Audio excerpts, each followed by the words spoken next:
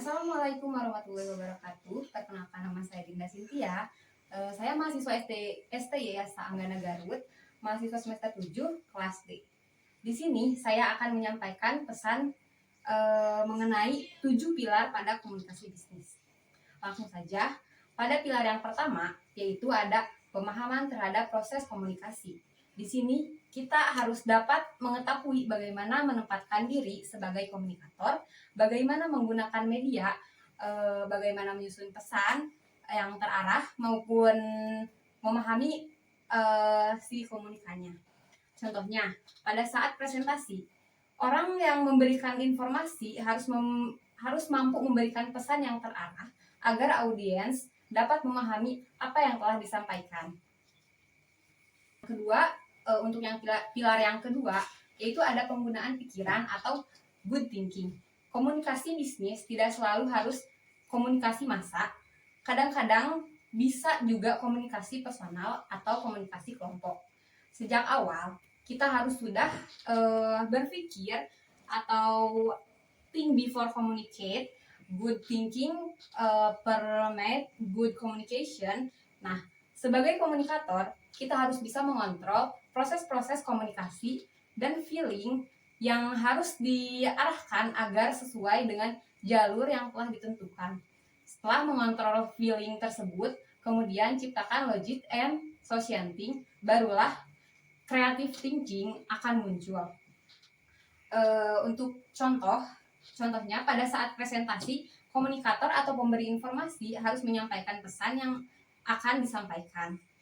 Yang ketiga, ada pilar yang ketiga, ada memahami bahasa merupakan sistem dari signal dan simbol yang diperlukan untuk berpikir dan mentransfer pikiran dan perasaan.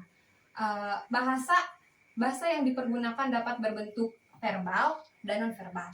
Perlu diperhatikan bagaimana menyusun bahasa sedemikian rupa sehingga memudahkan komunikan untuk menerima pesan yang disampaikan. Tentu saja bahasa yang harus diperhatikan bukan cuma bahasa kita, melainkan juga bahasa utama dari si komunikan. Karena kesalahan bahasa dapat mengakibatkan kerugian bagi suatu perusahaan jika dalam organisasi.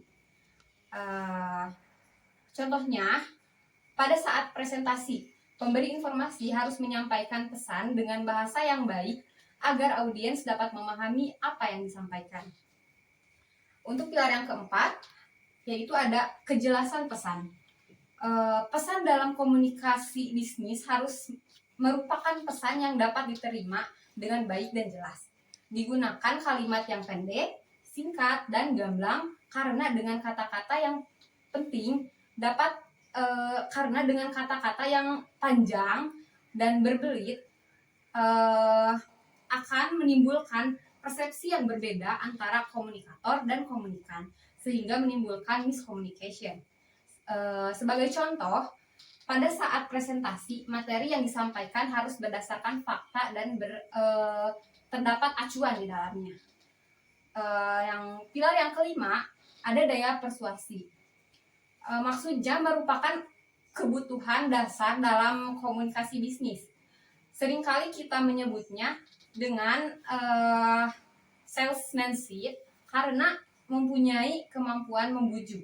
Pada komunikasi persuasif, jangan lupa pesannya harus dipersiapkan dengan seleksi bahan-bahan emosional, penggunaan bahasa yang menyentuh emosi, dan moving the feeling. Contohnya, pada saat presentasi, komunikator harus dapat memberikan suatu dorongan pada audiensnya. Pilar yang keenam, ada kelengkapan pesan atau completeness. Di sini komunikator harus mempunyai atau menyampaikan pesan secara utuh dan lengkap karena akan berbahaya bagi seorang komunikator dalam dunia bisnis jika ia menyembunyikan sesuatu dari komunikannya. Karena hal ini akan merusak seluruh communication network. Kelengkapan diperlukan agar komunikasi clear dan efektif. Contohnya, sama halnya dengan kejelasan pesan, pada saat presentasi, materi yang disampaikan harus berdasarkan fakta dan terdapat acuan di dalamnya.